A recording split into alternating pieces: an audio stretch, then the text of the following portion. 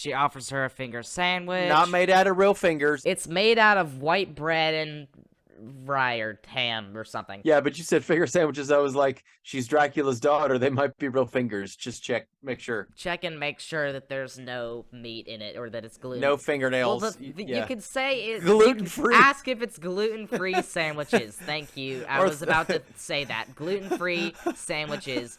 Fingers aren't gluten-free. Don't try that out, or else that's called cannibalism, which is illegal in some countries. Frowned upon, modern society. Frowned upon in society, to quote Willy Wonka. This has been great. But it is high in protein, though. Fingers are high in protein, and they're high in keratin. Cinematic fantastic. Klaatu, Barada, Nikto. I'll show you who I am and what I am. Bitten by a werewolf and lives, becomes a werewolf himself. Open the pod bay doors, Hal. I'm sorry, Dave. I'm afraid I can't do that. It's alive! It's alive! It's alive! Hello and welcome to the Cinematic Fantastic Podcast. I'm your host, Jason Weatherford. And your other host, William Weatherford.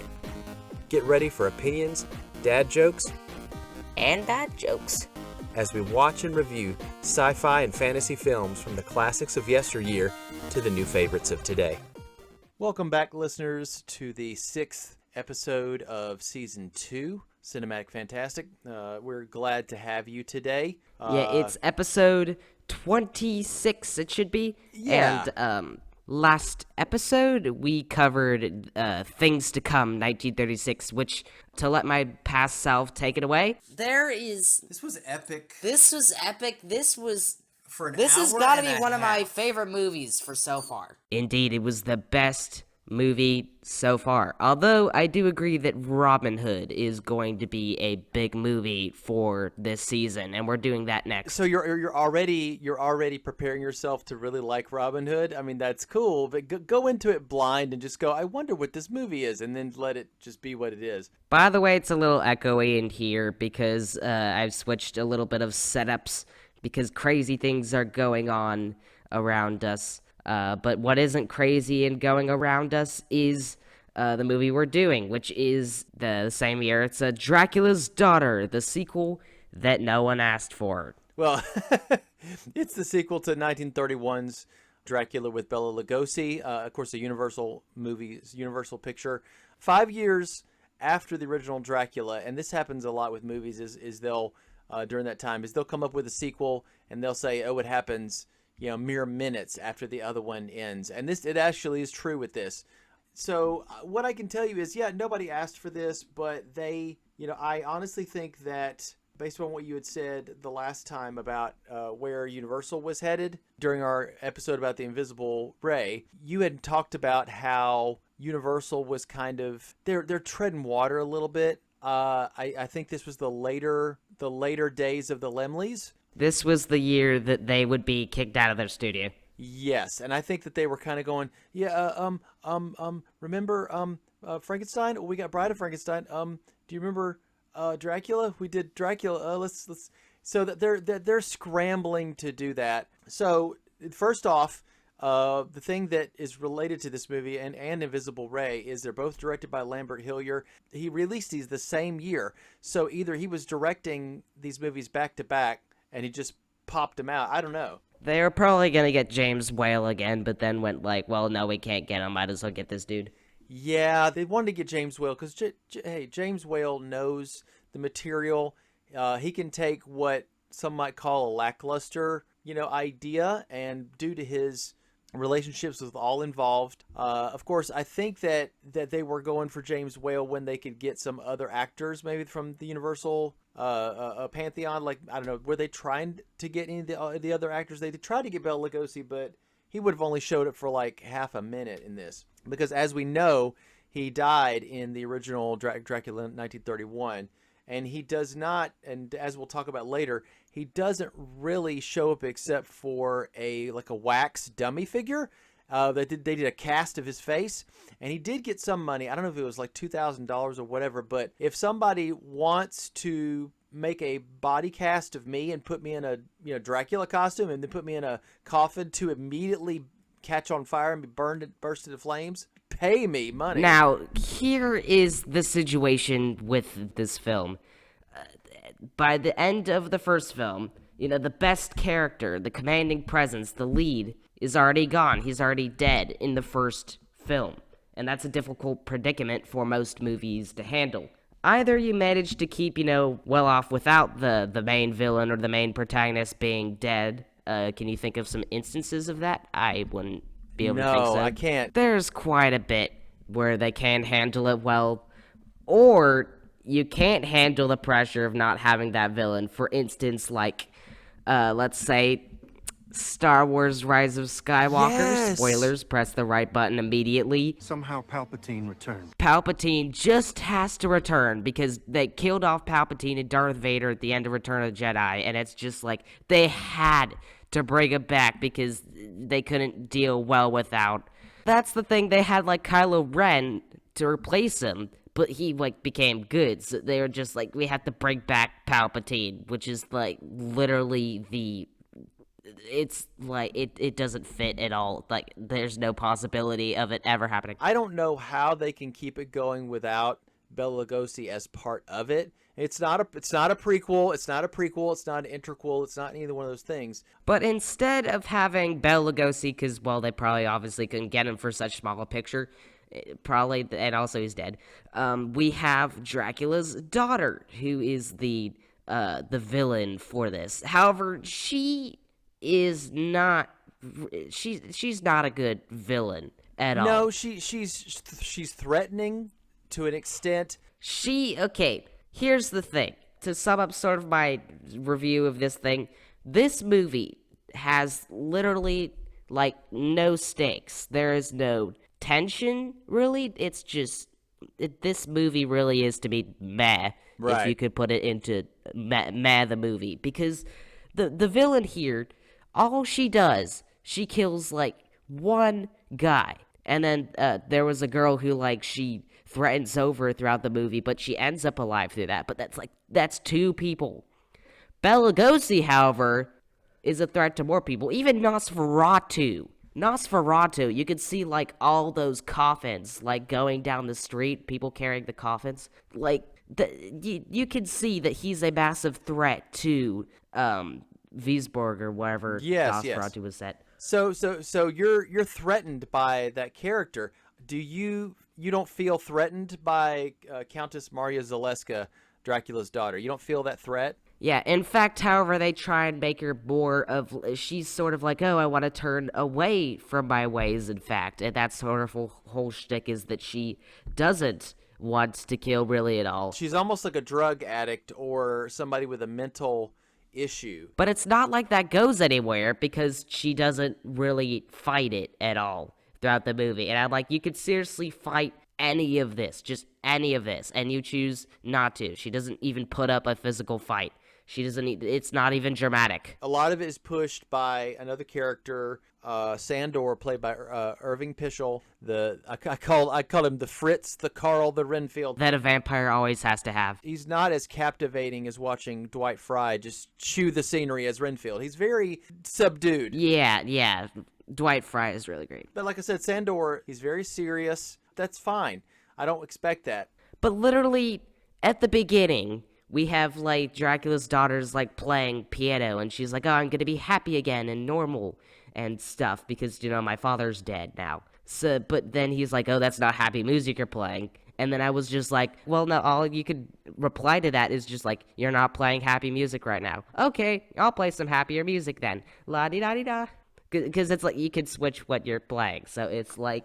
So you're saying that okay. she honestly could just say, no fight. Yeah, screw you, Sandor. I'm gonna. She doesn't even go like, you're wrong. I can play happy music when I want right. to. Right. You think she's very easily led by her bloodlust, even though she says she doesn't want to do it anymore. It doesn't even qualify as a character trait. It does not even qualify as a character trait. Well, I really. do like the fact that they are trying to make her, an understandable antagonist. You know, like there's some elements in there that you can relate to. But the thing is, because this movie doesn't really have any stakes, because it has no stakes, well, maybe it has one, Right, the stake in the heart of Dracula. But that means that we don't really care for our characters, because we have no stakes, we have no conflict, we have no reason to care for these people.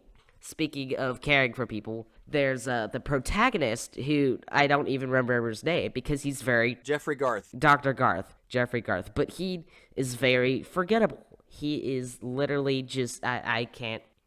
He doesn't really, like, do much toward, like... I mean, he's, like, a protagonist and he does some things, but he's very vanilla. He's a David Manners, except there's no... He's a little bit more than David Manners, I would say. However, in the first Dracula movie, there was, like, David Manners, but there was also Edward Van Sloan as Van Helsing in the first movie. He is also reprises this movie. He's the only actor that reprises his role. However, he takes a big backseat, and he's literally, like, he bookends the movie, really. There's a part where he's literally sitting down in a chair a lot. I think he's getting older. The strong actor that you do have now, you are wasting at this point, because he's not being strong and proactive like he was at all. There's an emotional world weariness to him. He seems very, like world weary, like he's under this...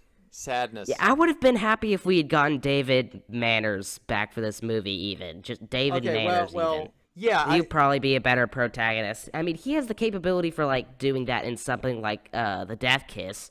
He was a pretty great protagonist in that. All you had to do was, like, write him in so that he's somewhat better protagonist. Sort of like what we have here, except, like, he's a strong actor. Yeah. But there's literally no... really strong people. You don't really care for these people. What can I say about Otto Kruger, except, okay, here's the thing. Otto Kruger had played kind of villain kind of characters, you know, earlier in his career. So here he was, a character that you're supposed to feel for. He's actually the grandnephew of South African pioneer and President Paul Kruger. So he's German descent. It was fine. Played villainous roles a couple times in his career. I think people remembered that. And maybe it was harder to really have the audience buy him as a protagonist in this. But not only that, there is some more facts I read here from the notes here, is that it's tangentially based on a excised chapter of the original novel called Dracula's Guest, tangentially, and the script that was written by John L. Balderston was rejected because it went too far with, like, the tools that she uses for the trade.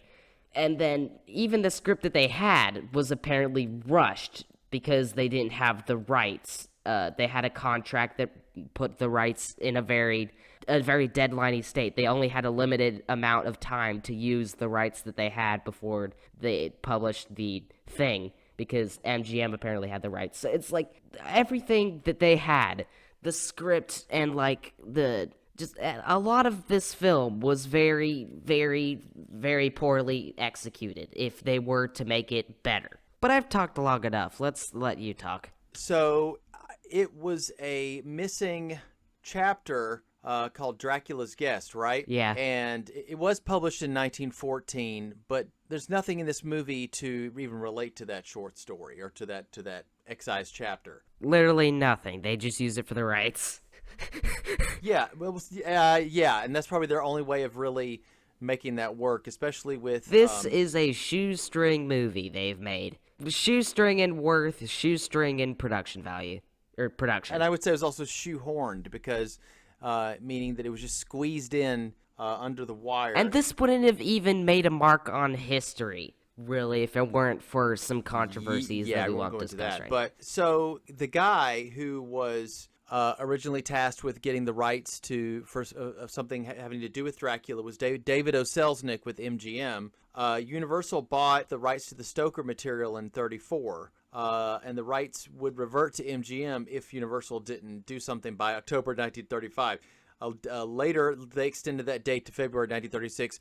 There's a couple times in movie history where people made questionable movie choices just to preserve the rights for things.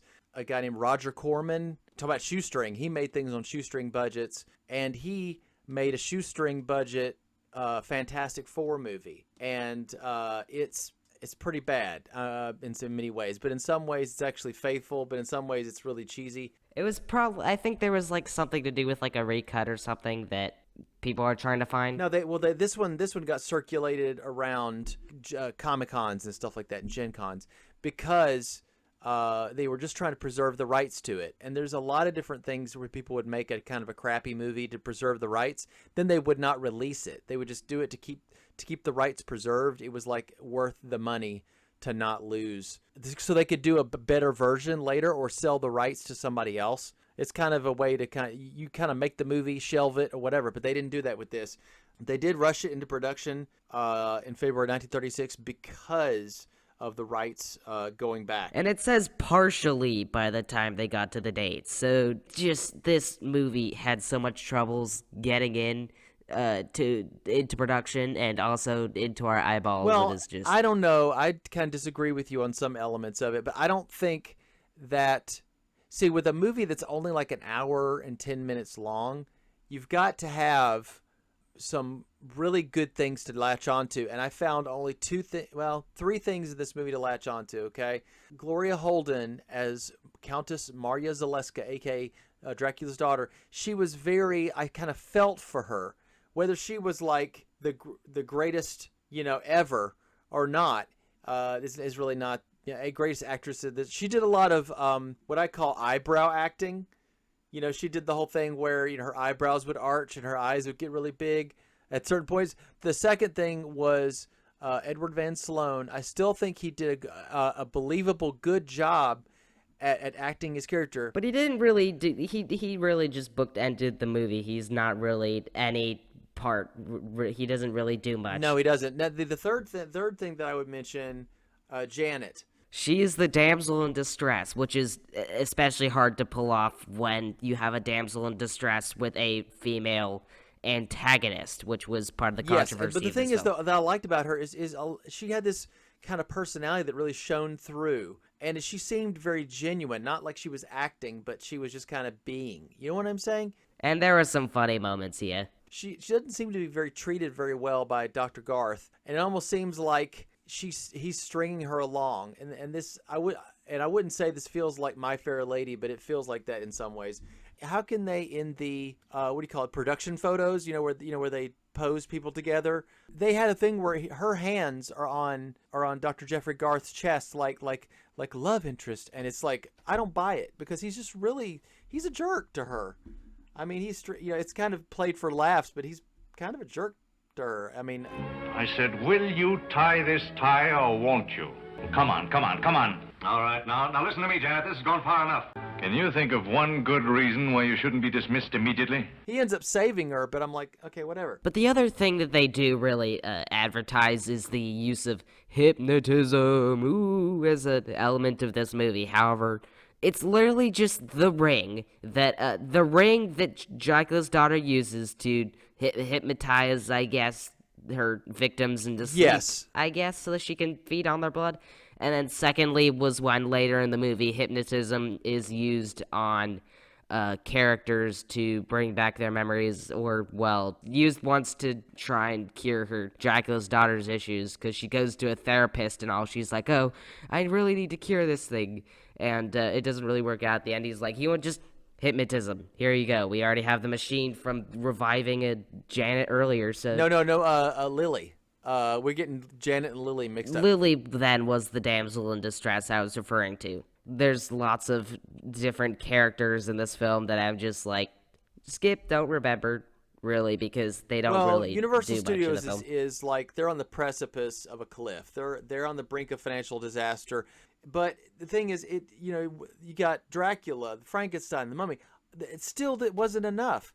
They were a year before that. They were like, okay, we planned for a long time to make a sequel to Frankenstein. They did it. Like, we need a counterpart. Yeah, exactly. They were like, we need something, because our other triumph was of 1931, the same year that Frankenstein came out, was Dracula. So we have to, now that we just did 1935, and 4 years later we did a sequel to Frankenstein with Bride of Frankenstein. Go listen to our episode on that. It was really good. Now we've got a sequel to Dracula. We've got to do the same.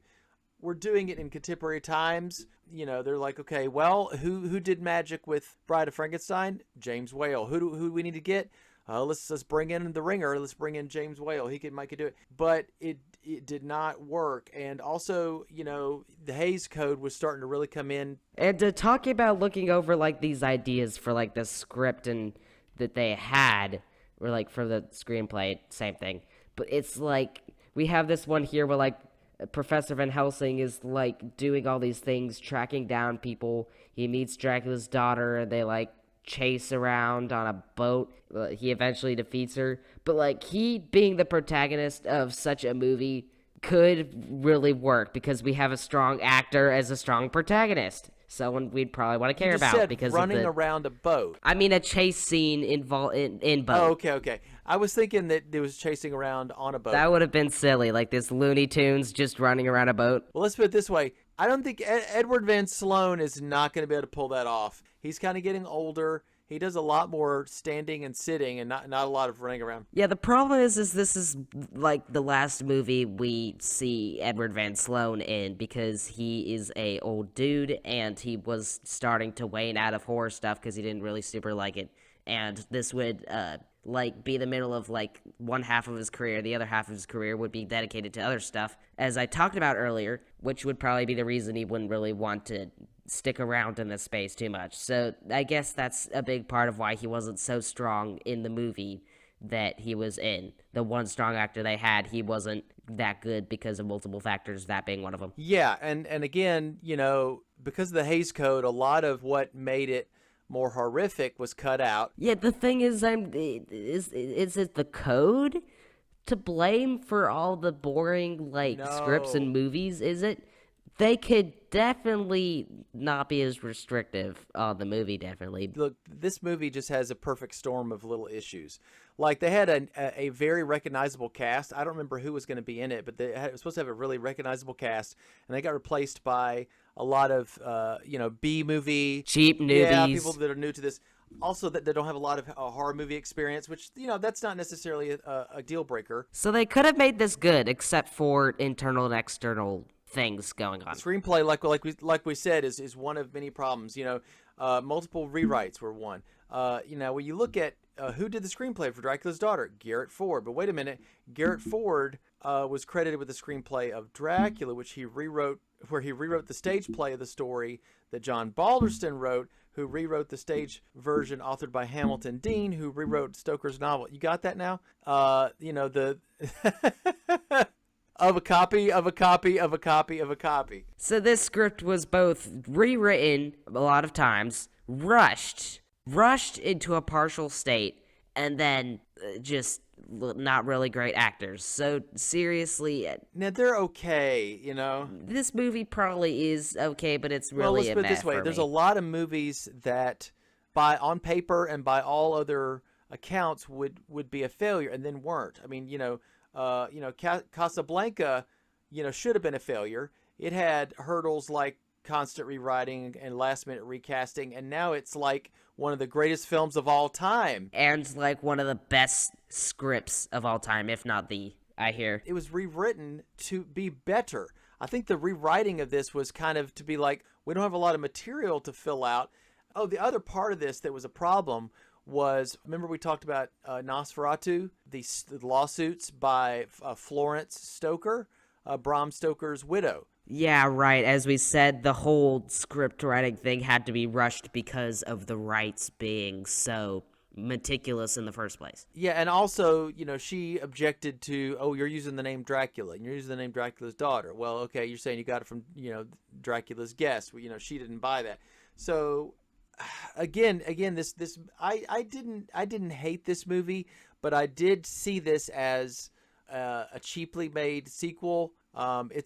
Does it feel like Son of Kong did, except it wasn't, it took them six years to rush it out? No? Like, Son of Kong actually was something that we could, actually analyze, what went wrong and actually sort of enjoy it in a way. This movie, to me, really doesn't seem... It's really, okay, fine, meh, structured. It's got characters, it's got a story. The story sort of works, but it's not like Son of Kong where we could go like, man, was that a movie? Yeah, exactly. So let's talk about some of the cast of this. I know he plays just a kind of a secondary part, but Irving Pischel played Sandor. He was an actor and director, as we remember, and I think we name dropped his name earlier on our episodes when we talked about the House Un-American Activities Committee, or HUAC, or whatever it's called, pointing out, backstab them to say they were socialist or communist or whatever, or they were part of the Red Party or whatever. And he was a Christian socialist. He believed that the socialist aspects and things like that, he saw them under a Christian kind of way of thinking. Let's see. Okay, Edward Van Sloan, we saw him in Frankenstein when he... And in Dracula, he was very proactive. E.E. Clive played the comedic Sergeant Wilkes. He is a police officer in so many movies that the fact that Bride of Frankenstein, the mayor, was replaced by him confused me a lot, thinking that he was a policeman. I was like, no, that's supposed to be the mayor, who we saw earlier looks like this. He's supposed to be a jolly nice plump little man in the first film, but in the second film he's more like a policeman, because E.E. Clive just looks like a policeman to me. Don't tell me otherwise. Well, and he's played other characters than just policeman, but it does seem like he does that a lot. So in this movie, he's supposed to be the comedic relief kind of at the beginning, and I think another part later, I think. Don't quote me on that. But I looked at William while we were watching this, and I was going, okay. Because, and I kind of made some faces. Because that's what the comedic relief does, is they have to play a little bit of music underneath, and, to kind of make it seem like a light thing, and, oh, I'm scared of vampires. Yeah, we'll get to that. So the original Balderson screenplay was supposed to be tying up some loose ends from the original movie. In it, Van Helsing returns to Transylvania to destroy the 3 vampire brides seen in Dracula, but he overlooks a 4th tomb concealing Dracula's daughter. She follows him back to London, operates under the name Countess Zaleski.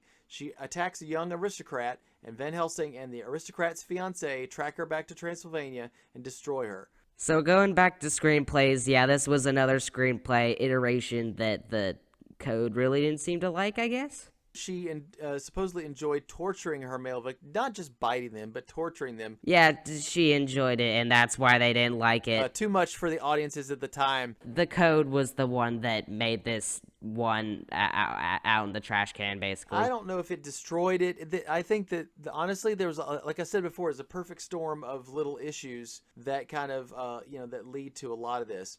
I will say that they kept sending draft upon draft to the production code administration. They kept rejection. Yeah, there was a part in the movie where a character named Lily is kind of pulled into posing for an artist who she pulls the straps of her dress down a little bit, so you see her shoulders. The Hays Code officials, they said, can there be a scene where there's no suggestion attempted attack by her upon Lily? So basically, that was a very risky move they got away with there. That's probably this movie's only claim to fame, is that kind of element that kind of creeped in where it could be considered. The controversy is what brought this film into more of a limelight than it would have today, which Dad said it would be stuck in the footnotes in the margins of the annals of history if it weren't for this controversy. There also, I've seen some pictures of her.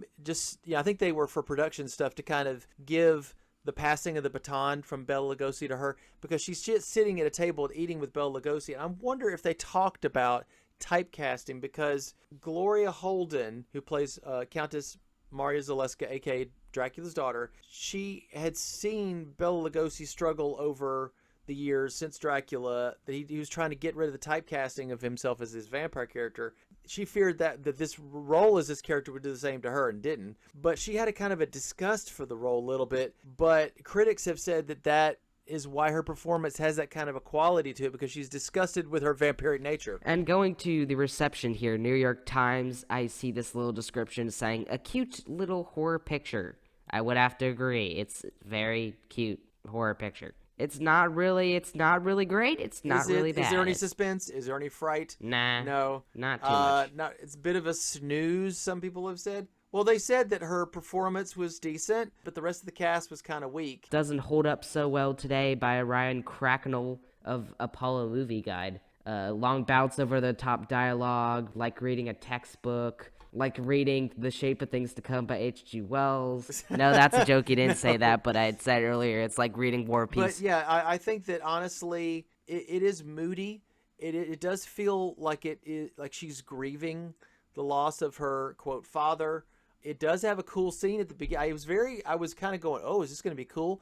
Because there's this scene we'll talk about during the plot part where she steals Dracula's body away and burns it in a ritual where she doesn't look at the body and puts a cross out. So, like, burns Dracula's body, Return of the Jedi style, in a misty forest, which I do agree, misty forest. We haven't seen misty forest before. We're probably gonna see it again in, like, the Wolfman, I think, has misty forest. That sounds like some sort of tea brand or, like, paint type is, like, misty forest. The end of it, they kind of wrap it up and go, we got to get to Transylvania. That's what people have to make a quick little flight over to you know how easy it is to fly from, to England to Paris to Transylvania. It's just a hop, skip, and a jump for these people. So they have to go, this is what people think about when they think about Dracula, is Transylvania. Let's get to Transylvania now. We got to wrap this thing up.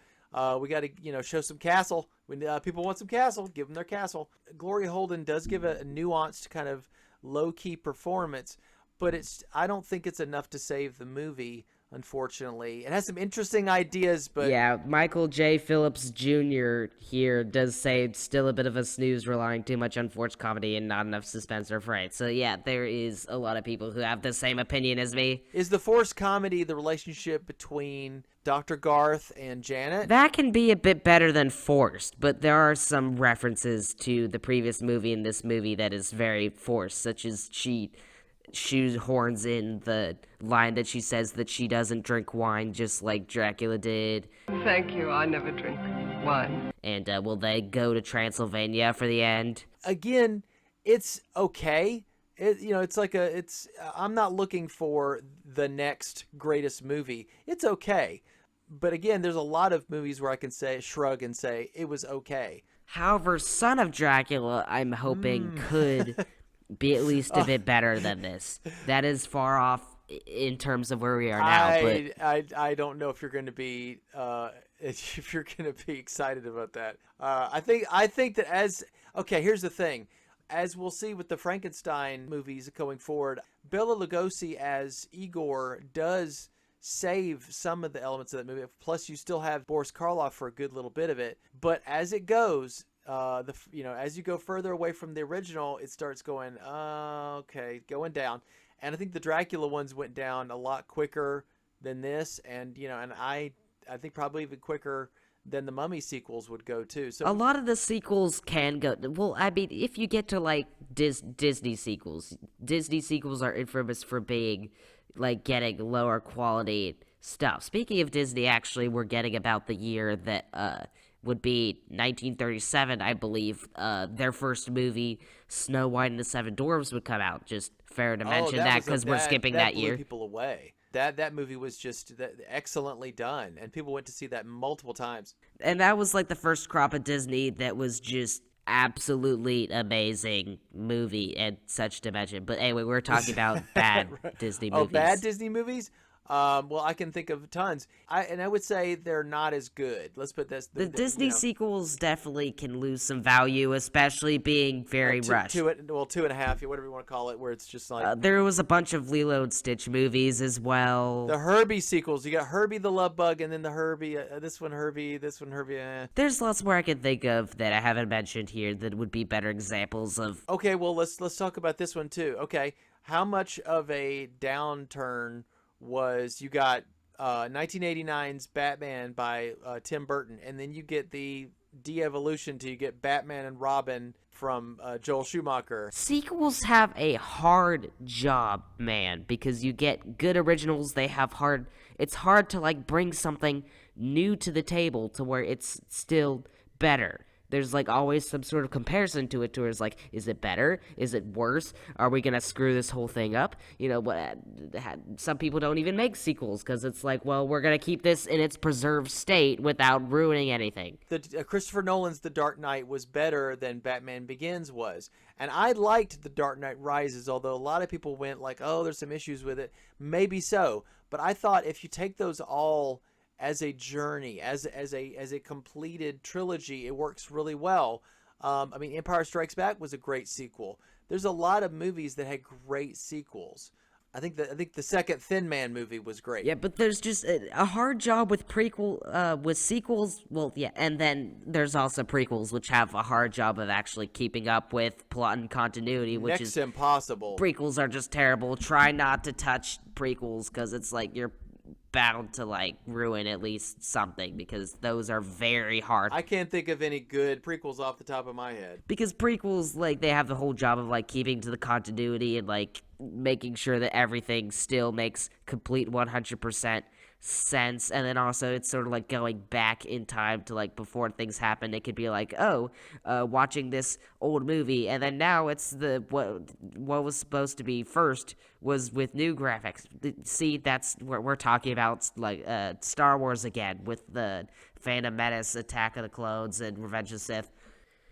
Those prequels are very infamous. I did like Rogue One. I thought Rogue One was a better prequel, and I think it did a better job, than most. But it still wasn't. It still didn't have all the characters that we really, wanted to see. But again, we're getting off subject. Yeah, this but has been William and Jason talking about prequels. And sequels. We're going to be talking about prequels and sequels for a while because we got.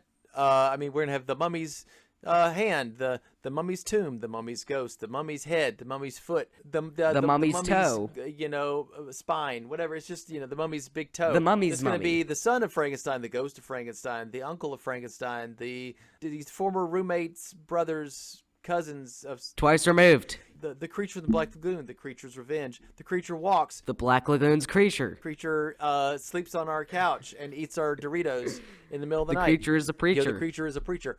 No, so here's the thing. This is we've just been talking about the production and kind of what we thought about this movie a little bit, but we're going to go into the plot of Dracula's daughter, such as it is, and kind of just really let you know what we thought as we go. Yeah, and we will honestly we'll make a lot of good stuff out of what William might call a meh movie. I think we're going to have a lot of fun with just kind of scratching our heads at some of the decisions in this. Yeah, at most this movie is indeed okay. It can't really get above to like a great level. It's probably not like a great level, really. You see, the thing is, if the movie is really bad, it has to be really so bad it's good. This movie is not so bad it's good. It's so meh, it's bad. This movie, if you were to put it in a tier list, there's some rules where it's like you can position things from like left to right in the middle of a tier list. People usually do in tier list videos where it's like, oh,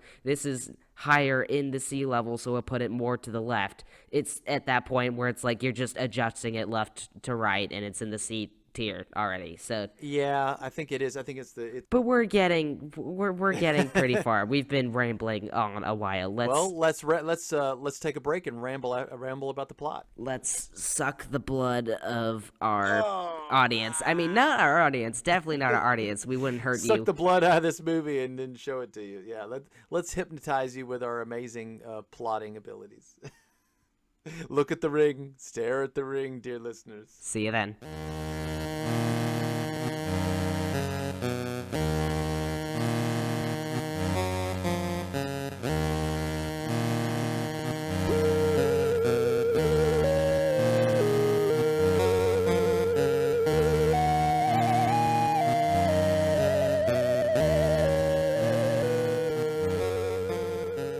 Yay! Now I can talk louder without blowing your eardrums out. Yes, you can. I'm in a new environment now, guys. It's gonna be awesome. Everything's gonna sound better. I can yell louder without, just everything echoing and it's being an unpleasant experience. Everything was under construction before, but now it's not. So, guess what's not under construction, even though it awfully seems like it still is in the middle of construction and they just left it. That's a bit of a joke. Is Dracula's daughter. I guess we'll just jump right into what on earth happens in the movie. Yes. Let's talk about the plot. Let's talk about the whens, the wherefores, and the whys. But not the werewolves, because we talked about that earlier. And we'll get another werewolf movie later, so... We will get some werewolves later, So absolutely. before we get into this thing, we notice immediately from the credits they incorrectly call Van Helsing Von Helsing. And so does a bunch of other characters in this movie, so let's just quickly play all of those in a row. Here's when everyone says Van Helsing. Professor Van Helsing. Professor Van Helsing. Professor Van Helsing. Oh, that Van Helsing thing. Bring Van Helsing with you immediately. And here's when everyone says Von Helsing. A man named Von Helsing.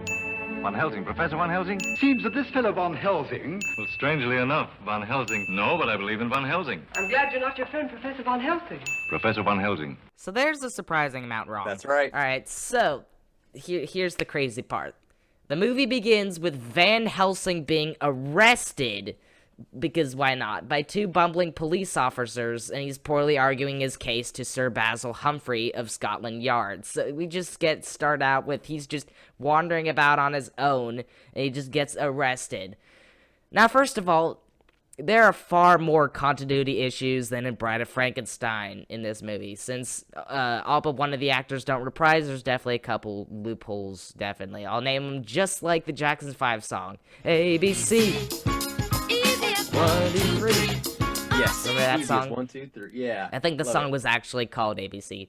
That's right. So, A, the police could have seen Mina and John Harker exiting the castle as they were entering it. They could have, stopped them by and going like, hey, what on earth's happening back there?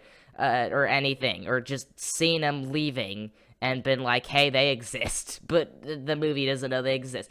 B, the character who we do get glimpses of are either face down dead, a Dwight Frye stunt double he sees up the while going up the stairs, and the wax dummy of Bela Lugosi you mentioned earlier, which is a bit of a sorry excuse of one, if I must say. Well, those are all the reprising glimpses of the other characters, and C, the one character who does do anything, which is Van Helsing, he doesn't even call up anybody. Mina, John, and the gang as witnesses when he goes up to Scotland Yard. Like, that would have been such a great idea. That is true. He could have called David Manners. David Manners plays John Harker. So, Yes, on that's what I the meant. flip side, better they all be called crazy than this old man is unsupported going up against Scotland Yard and having to argue against a dude who is totally unsuperstitious and he doesn't have any superstition. Absolutely. But Bela Lugosi got paid. He got paid still for them to use his likeness. For the sorry excuse of the dummy. So yeah, it's just they made his face and then he still got the money. What deepfake and AI culture is gonna be like in the future when people somehow can still get paid for not even appearing in a movie. It's just an AI created version of them, or maybe they might not even get paid because they're already dead. In the case of Harrison Ford, though, he is actually playing his younger self deepfake, just like Samuel L. Jackson did when he did Nick Fury In Indiana Jones and the Dial of Destiny. It comes out this summer. I don't know, to not much fanfare, probably. People were like, I don't know. Anyway, go ahead. But yeah, just there is a lot of loopholes that you can still bring up, but this movie is like, oh, I don't know, what loophole? What do you mean? I'm just gonna continue on like I am, So, anyway, next scene, by the way, Van Helsing doesn't really get his point across. That's the result of that scene. So, next scene, the police officers who we saw earlier are back in the castle to look at the coffin of Dracula, who they saw earlier, but are dissuaded by a burrowing mammal of some sort, and one police officer leaves, leaving the other one alone to be hypnotized by a newly appeared cloaked woman when he doesn't allow her in to see the coffin. I thought they weren't in the castle. I thought they had taken the coffins back to the police station. Yeah, I think so. I think that's actually what happened, but they bumbled around the castle, first of all, and then arrested a dude, and then they took the coffin to their agency, and then one of them got accosted by this lady and hypnotized. I thought the burrowing creature was Bugs Bunny. He was trying to get some directions on how to get to Albuquerque. You always see him burrowing under the ground in the old Warner Brothers cartoons, and you see this furrow appear, and he just pops up and goes, "Yeah, where's the nearest way to Albuquerque?" And then yeah, and he walks up those stairs, and he turns into the infamous Big Chungus. I don't know the context for that scene, but it has become such a meme. Anyway, I have to look that up later. I'm so out of sorts with all your memes. out of the memes of the world, there are many. So, two other police officers arrive hours later to find the lone police officer in a petrified state. And again, the sorry excuse of a Bela Lugosi stand-in is missing. Bella, let's not see. The Bella, let's not see him right now. He just no. His skin looks like a lemon. Okay, it's the color of a lemon. Looks like a kid's paper mache thing that you went, oh, it looks really great, and you put glued macaroni to it. That's great, little Daniel. Thanks, buddy. Yep, especially. It looks so much like your favorite Bela Lugosi that we all know about. Totally. It's a collage, you know. Wish.com Bela Lugosi. Okay, enough said about Wish.com that. Bela Lugosi. Right. So, next scene in what I noted here is Misty Forest Zone Act 2. Although earlier I said it was sort of more like a paint, or more than I think about it like a perfume. So like, Misty Forest, the fragrance. Oh, that would be right. such a good commercial, but yeah. By Calvin Klein. I should be playing here the most relevant Misty Forest Zone theme. Let me see, actually. I think Mystic Cave Zone is close enough, I guess. So Mystic Cave Zone for your lovely Misty Forest. Anyway, so here we see the cloaked woman revealed, Countess Maria Zaleska, Dracula's daughter, which is weird considering the lore is that they can't traditionally have children. They can only convert people, but we have a daughter of Dracula. What plot holes? We had 3 brides. Yeah, right. 3 brides of Dracula. There are 3 brides of Dracula, but... Yeah, who knows? Who knows how this family stuff works? It's possible, though. I wonder if there was we talked about this before, that there was a prequel part of the movie that was supposed to get filmed, but they couldn't get Bela Lugosi, or maybe they said, oh, it's going to be too much money to pay him again, and just for one little quick little scene. It was supposed to take place in the 4th century Transylvania or Wallachia or Romania, and I think that his daughter was supposed to be there. It was like his actual daughter, but she looks like not that much younger than him. So at the era where if they were at least 2 feet closer to the east, they would be able to see Genghis Khan. Exactly. So, anyway, Maria Zaleska, Dracula's daughter, also a countess, is making sure her father is dead by casting his spirit out and burning the corpse in hopes of breaking her family's curse of vampirism. That's a heavy sentence. So basically, she took the corpse in order to burn it, Return of the Jedi style, and to make sure that it is 100% dead, even though the stake should kill it. But who am I to mess with this perfect script we have here?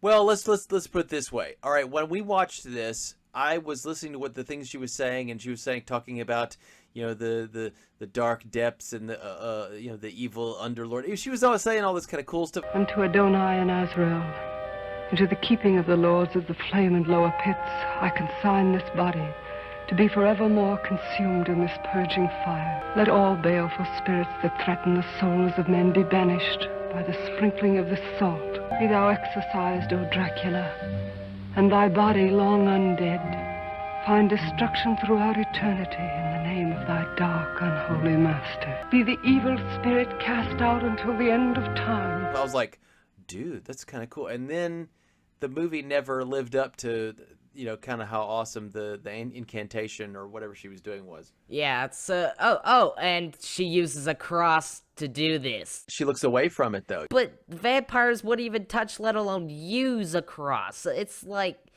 I get that you can't look at it. They indeed do that. But in order to do this and consider Maria Zaleska as a vampire, then that wouldn't really work at all with the lore. Because they abhor it, that's what vampires do. They abhor the cross, so they wouldn't even touch it. They wouldn't want to touch it. So this is something we'll probably talk about later with a lot of vampire movies. But here's the thing: is it just when 2 pieces of metal or 2 pieces of wood cross over each other with one of the bars that go through? It has to be a certain. It's a representation of power. I get that, but here's the thing. is it possible that if they walk through an old building and it has these cross beams that they'll just start going, and then you go, okay, turn around, don't look at them. It depends if it represents something with the power that makes it a talisman.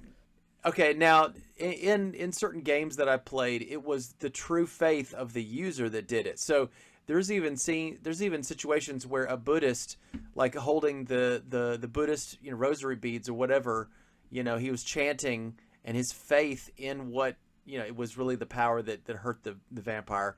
That at least makes sense, but they're trying to make it like the power of Christ, and I get that, but the power of Christ goes beyond the cross, right? So just there's a scene in Horror of Dracula where Van Helsing holds two candlesticks together, like a T. They're afraid of the letter T, the lowercase letter T. Yeah, that's it. We've solved it, William. We solved it. It's the lowercase letter T. It always has. Yeah, but don't forget, is it sans serif or serif?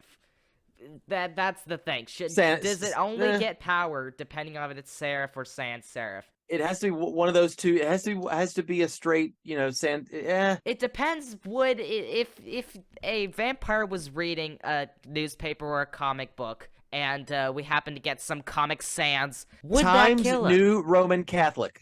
Times New Roman lowercase t. It has to be that. So this was a fun conversation. Anyway, let's get on with the... We solved it. Keep going. Let's get on with the scenes. Anyway, meanwhile, back at the ranch, or rather the bookstore, Mario wears a happy little dress. We'll put it right there. I made a reference to Bob Ross. Happy little clouds. We'll paint a little happy tree and put it right there. That's the reference. Yes. There you go. And we're going to beat the devil out of all of our vampires. So, anyway. So, she attempts a jolly tune while reminiscing on when her mother sang this tune that she's playing under the twilight when that happened. While Sandor, her assistant, is replying about stuff like how the twilight she speaks of isn't good and her eyes are full of death, The song you're playing isn't happy, is it, Gaslight Central. He obviously doesn't want her cured and is maybe even inventing it himself. That's my theory. And see, even hardcore vampires were against Twilight before it was fashionable to be so. And we are all against that movie because it's a terrible boo, movie. Twilight, boo. I might watch it someday, but my mom said that I wouldn't even like it. I mean, my sisters watched it for I don't even know why my sisters watched it. It's ridiculous. The writing is lunatic. Yeah, so is this movie, I guess. But Twilight has a whole... They're like... I don't know. How many Twilight movies are there? I'd guess like 3 at the max? 4, 5... there's one... Let's see. Is there a TV show? 1, 2...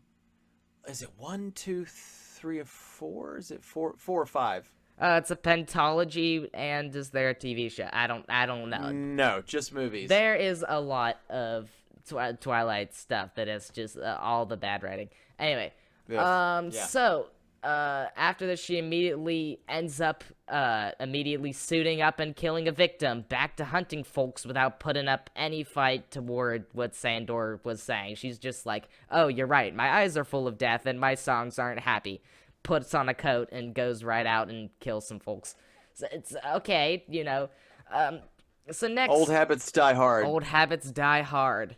Next is Dr. Jeffrey Garth and Janet, his girl, picking up from work or something. After a quick pit stop to evaluate Van Helsing, he goes straight to a party. And this is where he's found by Maria Zaleska, inquiring about how to cure herself on her unspecified urges after his mention of his currently curing Van Helsing. So basically... She hears him going like, I was just back from curing Van Helsing of a sort, and he goes and talking about his psychology stuff at this party, and she's like, curing, you say? Well, I have a request for that then. If you can do that for myself and my condition, then please do that, basically. She should have said, I have an eating disorder. What kind? Well, I like to eat red things. The blood orange is my favorite. Doritos. They're kind of orange, but it's close enough. What was the blood orange's, cherry other name, like the Latin name? Cherry Starburst, huh? Say what? I was wondering what the blood orange's like Latin name is, or like what the other name for it is, but I can't remember at this point. Keep going. Keep and we'll going. come up Cherry with it. limeade. She loves cherry limeade a lot. So, in between this is a cute scene with Janet managing Jeff's tie after his begrudging at this. She's sort of like, he's struggling to get his tie open, and she's like, "Oh, I'll adjust your tie for you." And she does it. But the funny thing is, at the end of the scene, there's a gag where she jokingly ties it lopsided anyway. So he notices, looking back in the mirror, and he goes like, "Oh, ah." And then the comedic music plays. It's like, ba-ba-da-bum. Life exists. So, at the end of the scene, I already read that. So, also, again, through this, she calls him later, pretending to be a Russian zoo manager who says they have elephants seeing pink men. Yeah, one of our elephants is seeing pink men. Which this has the punchline of later he gets called by Dr. Beamish from St. Mary's Hospital. Right. And he mistakes Dr. Beamish for his girls, his Janet. So he's just like, "Go back to the zoo where you're from," he says, and he's like, "Don't insult me. I'm really Dr. Beamish of St. Mary's Hospital." So that was a funny scene. Well, either Dr. Garth has really bad hearing, or Janet does an excellent imitation of an old dude. I think it's just hey, this is a joke, by the way. Yeah, this comprises all of the funny Janet and Dr. Garth scenes. Well, I will tell you this. I liked Janet because she felt like a real character. She was kind of like she felt like a My Fair Lady sort of character. Yeah, it was My Fair Lady, except there's no other dude. No, that's true. Okay, because My Fair Lady, I think, had 2 dudes and a girl, and there was a love triangle. Yes, and one of them was her doctor who was teaching her how to speak and all this kind of stuff. The thing I would say this is, it reminded me a little bit of a boss and his secretary. That was called like the His Girl Friday kind of thing syndrome or whatever, where he can't do anything on his own. He's mixed up. He can't find stuff, and she kind of helps him out with that. He playfully kind of teases her and messes with her, but I was just like, he's kind of jerky to her. I would be like, I want to quit. Maybe she might. Yeah, I think she does later, or someone else does. I don't remember who was the secretary who was fired later. Citrus X sinensis is the blood orange. Oh, thank you for that. So when Maria Zaleska and Dr. Garth meet about her cure, Garth compares her situation to alcohol addicts and poses she sit for a long time right by her temptation instead of abstaining to meet it where it's at. Meet it, fight it, he says, which then prompts her to hire a woman named Lily as a painting model in the next scene. I mean, at least she didn't label Garth as a sham and is taking advantage of her skills of an aristocratic background to paint. But, well, this doesn't really work at all as a ploy because, I'm sort of glazing past the scene, but it's really short overall. He's just like, "Oh, invite Lily in, give her a finger sandwich, pose for me, please." Not made out of real fingers. It's not made out of real fingers, although I wouldn't put it past. It's made out of white bread and rye or ham. Yeah, I know, but you said finger sandwiches. I was like, she's Dracula's daughter. They might be real fingers. Just make sure. Check and make sure that there's no meat in it or that it's gluten. No fingernails. Well, you could say it's gluten-free. Ask if it's gluten-free sandwiches. Thank you. I was about to say that. Gluten-free sandwiches. Fingers aren't gluten-free. Don't try that out, or else that's called cannibalism, which is illegal in some countries. Frowned upon, frowned upon, modern society. Frowned upon in society, to quote Willy Wonka. This has been crazy. But it is high in protein, though. Fingers are high in protein, and they're high in keratin. Again, we get to the scene. Lily's about to be painted, and the moment Lily's shoulders and arms show skin, she pulls out the hypnotism ring. So she's just like immediately straight on that neck. And somewhere, someone from the Hays Code production, group just kind of, it's almost like the bat signal. It's the bat signal. They go dun dun dun. He looks off into the distance. It goes somewhere. Someone's filming bare shoulders. Yeah, they were actually going to show the moment of incision of fangs, but after multiple sends to the Hayes Production Code Administration building, they were just like, nope, don't show it at all, and that'll be us fine with it. So, next scene is Lily taken to a hospital, and they confirm with Van Helsing that he thinks it's a vampire at cause. She's catatonic. She's like staring into like the middle distance. She's just staring off into nowhere. And she also spoke of woman, so from the notes, which are very short and unhelpful. I mean, it's doctor's notes. You're not going to be able to read much even if you wrote more. Right, chicken scratch, Dr. Chicken Scratch. Yeah, honestly, guys, if you are a doctor and there is a way to make a doctor's notes that are more readable, but still squeezed together in a good way, then that's honestly needs to be the innovation of society, rather than all the other things, har. But anyway, before they leave, he warns them to watch out for coffins and to use mirrors to detect the vampires. So, he's like, watch out for coffins. They're gonna go into coffins, so make sure they don't have any nearby, and use mirrors to detect them. Just like, reminds me of Percy Jackson, the Percy Jackson movie, where he uses a mirror to deal with Medusa, who is don't remember what on earth they're called. Gorgon. A Gorgon, yes. They're a Gorgon. So, next is another Garth and Janet scene, where Garth has fired Janet, and she comes back in a beautiful dress later, so that she can appeal to her position of being fired. Also, again, this beautiful dress, noted at the beginning, it says gowns by Brymer. There are lots of gowns in this movie, dresses. This one is particularly beautiful, but there's some for Countess Maria Zaleska near the beginning and at the party. Just gonna take that into note that those are really nice and fancily designed. Thank you, Brymer. Thank you, Brymer. Whoever you are. It's a company. Oh, well, yeah, that's okay. I think. So, and so he gets the maid to tie his tie to prove the point of not needing her at all, because she's like, you totally need me. Who else is gonna tie your tie? And he's like, the maid is, see? Maid, go tie my tie. Unfortunately, the maid can't tie it without Janet stepping in, so this is another funny thing where it's like, that tie just won't tie itself at all. Probably be best to make it out of CGI, just like they did in 1973 with Star Wars. I think that's too early. It might be 76. 77. 77, almost close. We need a TIE fighter. We need a TIE fighter to fight the TIEs. So, right. This has been really chaotic, but it's just this plot has been very succinctly summed up so far. So, Countess Valeska arrives to earnestly express her giving in to this temptation, to which Garth pulls out the hypnotism machine as a solution, but she refuses because it uses mirrors and its function. Something unrevealed to Garth is the reason is because, vampires don't like mirrors because it reveals them to be a vampire. This being unrevealed, this makes Garth suspicious of her, wants to almost throw her out of the spaceship. That was an Among Us joke, for those who don't know. She's suspicious, right. She is so sus that he is questioning it to himself. He's like, there's a one point where she says, I've revealed all I can, and he's like, you've revealed all that you want me to know. What was that one time that he said, I don't know too many women that don't have at least 12 to 15 mirrors in their house.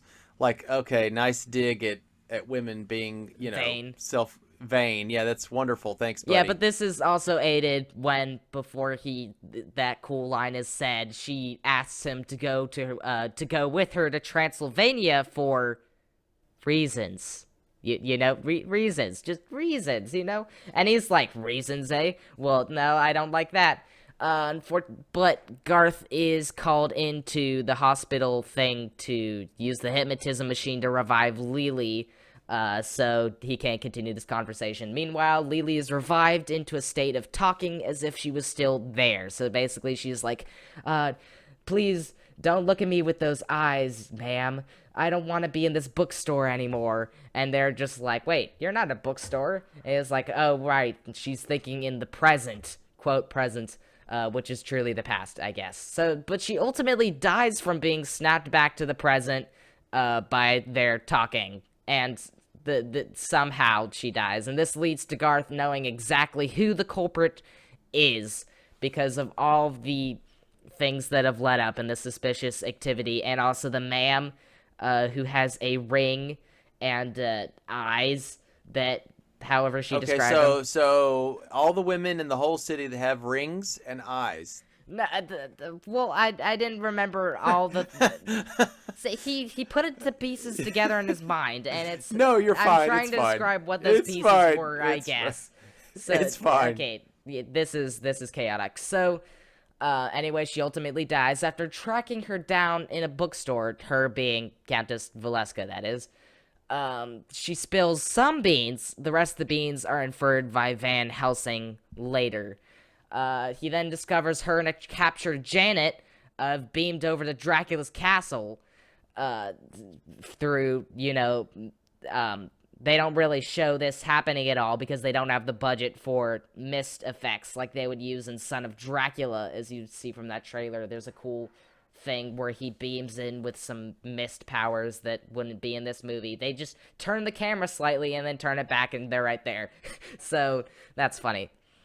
Right. So, since they're at Dracula's castle, and Van Helsing has inferred this, so they decide to hop in an airplane. He hops in an airplane to what the text that just appeared on screen, and maybe the lederhosen that people are wearing tells me, is Transylvania. And then they finally get into the castle. In their final confrontation, Maria promises to save Janet's life if Jeffrey agrees to become a vampire and join her for eternity. He agrees to this, just as Sandor, aiming for Garth, accidentally kills Maria Zaleska. The whole movie was resolved by an accident, and I just reacted here like, ultimate shock. I was like, was that the whole resolution of this whole scheme was based on an accident? An accident. Like, we have both this, pretty average movie and stuff going about, and then there's just this enormous rush for Transylvania and Dracula's castle as the pieces are put together, and then, like, this final confrontation. This whole... Look, if you resolve a movie that you're building up to something. You're building up a conflict, okay? You're building up a villain, someone who's formidable and powerful, and it's resolved by an accident. What threat even is a villain? What purpose does a movie have without its conflicts? And that's the trouble with this movie. There isn't any. Well, the cops show up, thankfully, with Van Helsing and co. arrive onto the scene.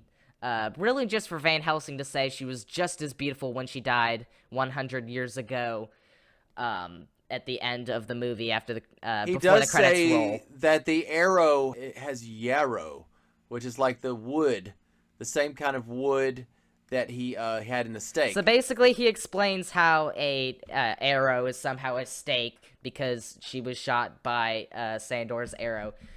But because he said she was just as beautiful when she died 100 years ago, we know she's a vampire from this ending, and so all theories of her being a human are disconfirmed. So if people were like, oh, she can hold the cross because she's a human.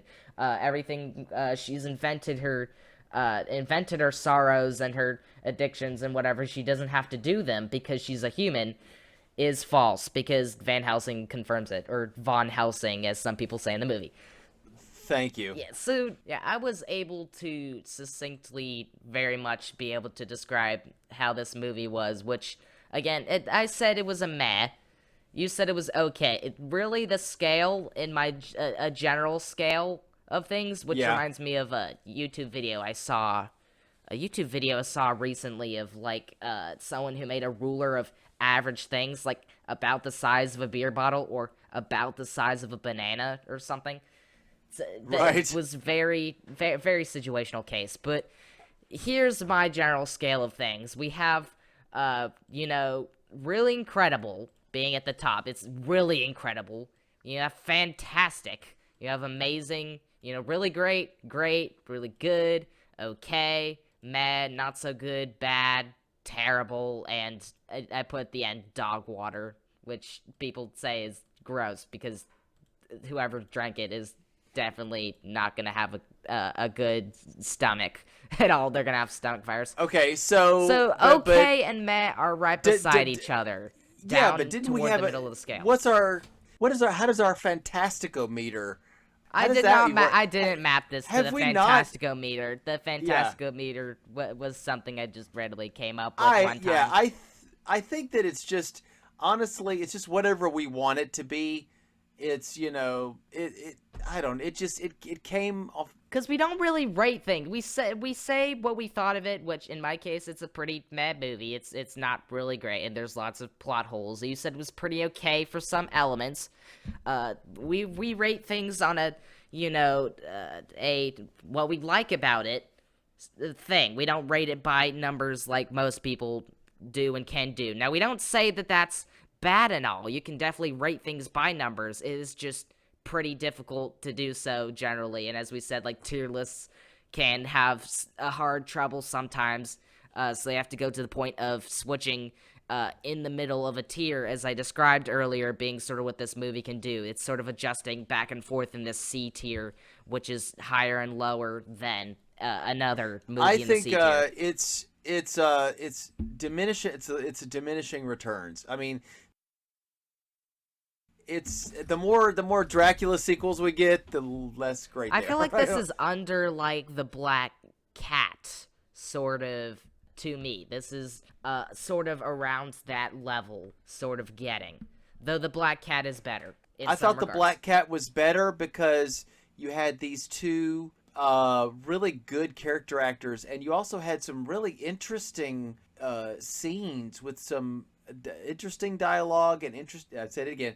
It's captivating in the music. Yeah, I don't know. Yeah, the witty banter of Bela Lugosi and Boris Karloff is really unmatched. When you get them together, it's like sparks that can fire together when used right. Thank you. The chemicals have to be in the right mixture with the right catalyst, et cetera, et cetera. But with this, it didn't have anybody that really jumped out as really great acting. I did like Janet and how naturalistic she seemed, but I haven't seen her in the actress who plays her in anything else. And honestly, the only actor that I really recognized at all was Edward Van Sloan, and I may have recognized Irving Pischel's name from when we were talking about the House Un-American Activity Committee. So it was just historical stuff. So it doesn't really have any top actors to really pull me in. I mean, I don't recognize anybody. I'm just like, you really gotta sell me on this whole aspect of this. I think its claim to fame was bringing controversy. Yeah, controversy. And the thing is, that's okay. Maybe it's landmark for that, but other than that, it's not a notable movie per se. I mean, I will probably say the same thing about Son of Dracula, but I think they're trying to catch lightning in a bottle, and it did not strike twice. There you go. That's a good way of... Yeah, however, what seems to be sort of a magic maybe in a bottle, if you considered some things, is our next movie, which is going to be the Adventures, I think. Adventures of Robin Hood, 1938, I believe. Yes. Which is for most people who review it, this is the Robin Hood film. It's probably at least top 2 Robin Hood movies, I believe. Very influential. Not only in the way that Robin Hood would later look, and when you see him in your mind, you're like, oh, that's the way he would look. I think it's influential in terms of a lot of things. But even if you watch the Walt Disney Robin Hood one, yeah, I'll definitely be comparing that one because, again, I haven't seen this Robin Hood, but that Robin Hood is at least on par, if not higher, depending. And it's got some of the best sword fighting. Yeah, we said The Adventures of Robin Hood has some really great sword fighting, but the Robin Hood Disney version, I'm definitely going to be comparing it to this and talking about it in general, even though we won't ever be covering it. It is just, it's sort of like underrated a bit because it's in sort of that era of when it came out, in the sort of era where Disney was at a low. sort of, so it was sort of making, lower budget. Yeah, it was in the 50s, I think. 70s. Oh, sorry. Lower budgety looking pictures that would really hit them, but it's a hidden gem in concerns of that era, because it's just, I'll describe and talk about it in the next episode, because I really like that one. We watched that all the time as a childhood movie. I definitely agree. It's just awesome. We'll talk about it. And there's been a lot of remakes of Robin Hood over the years, from comedic takes on it to more serious takes on it, with like which one was like the 2000s one that Prince of Thieves? No, that came out in the 90s. I think. It was the one. Remember the Kevin Costner played. King Richard was played by Sean Connery. He had a little cameo in there as that. But that's probably a bit of a darker take on that, or more serious take as compared to comedic. Our next one is going to be a lighthearted, jolly version of it. There's also I think there was a VeggieTales adaptation of it as well. I don't remember what that called, but I remember there was the main villain was the use of Bethlehem ham, because everyone ate ham and didn't share their ham as compared to money. Wow. Which is how they sort of taught that VeggieTales adapts things in weird ways. Just gonna say. This is the prototypical Robin Hood movie, and it's a really, really great one. Top 2, as I said, widely regarded. But again, that's great. I really enjoyed talking about this movie with you. It's great watching the greats with you, but it's also great watching the because it's commiseration. Yeah, especially hearing about that production, which was like, you had it like, it was half finished when it arrived into the scene, due to like limited time, budget, rights, all these things that they had to like scramble to make this movie in all departments of making it, and then like this movie sort of being this it's all right movie, and there really is not too much plot to speak of, which is why it's this short. This has been the daughter of Dracula's daughter. So far, it was a movie. Definitely, it existed. Maybe it entertains. I would recommend you watch some of it, though, because, the crazy thing you don't expect is him just getting arrested straight up, and it's just, that sort of hits you slightly funny when you just begin a movie, and it's like, and then he was arrested. Yeah, because that never happens. It's like, there's this whole like bombastic Dracula epic chase through the things that happened in the first movie, and then all the final conflict happens, and then everything is resolved, and then he got arrested. Before we end the episode, I will tell you that reminds me of a movie called Van Helsing, where he's a younger guy and he's a vampire hunter. There's a secret about him that he might be reincarnated as the angel Gabriel. I don't know. But basically, enough said about that. But he's in France, and he knocks Mr. Hyde off the top of the Notre Dame, and he falls down and hits the ground, turns back into Dr. Jekyll, and the people kind of run over and go, "He just pushed that man on off the top of the Notre Dame into the ground, murderer!" And the cops come after him. Okay, from the title Van Helsing, you make me think of sort of like a Sherlock sort of style movie. I imagined like some sort of Sherlock in my brain. But then you talked about all these, like, he meets Jekyll and Hyde and then knocks him off a tower, and like he's the opening incarnation sequence of the Archangel Gabriel. That's the opening sequence? The opening sequence is him fighting. This is like Monty Python No. Python stuff. Van Helsing, that movie is basically like, what is it called? It's the Universal Monster movies stuff, all mishmashed into one movie. It's got to be seen. We may not do it for the podcast, but you should see it. Yeah, but that sounds like a Monty Python like sort of movie, or just like all these. That sounds chaotically comedic. So it is chaotic. We've been talking about a lot of other stuff. But we'll leave you off with all of our speakings. We hope you enjoyed this episode. Make sure to definitely click the notifications, subscriptions, and follows. Because you don't want to miss our Robin Hood episode. That one's gonna be really fun, and definitely everyone can really watch that. Is it on HBO Max? I think.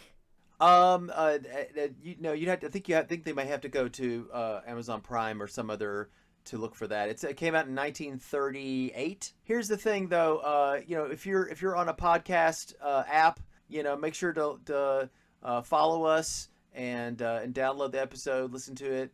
Yeah, definitely. Except for TikTok, which what would we even be able to do on TikTok? No. Like, I mean, it's like we can put announcements on there if you guys seriously want it. We'll leave it up to a like goal or something. We're gonna dip our toe into Instagram very soon. We were gonna put some, but those are basically going to be like little snippets of our podcast that will lead back to the actual podcast. Just if you want a third of our podcast, maybe check out Instagram, I guess. Do that eventually, but it's just going to be for advertising purposes. They really don't let you put much on there anyway. So, but let me retrograde my teeth away from your shoulder because you're holding up a cross or something, or maybe this movie is going in reverse and you've accidentally touched the wrong button of the remote or something. But retrograding my teeth away from your shoulder and exiting back to the coffin where we came from, back for another day, or rather night, of podcasting. I don't get it, but all right, good night. Good night.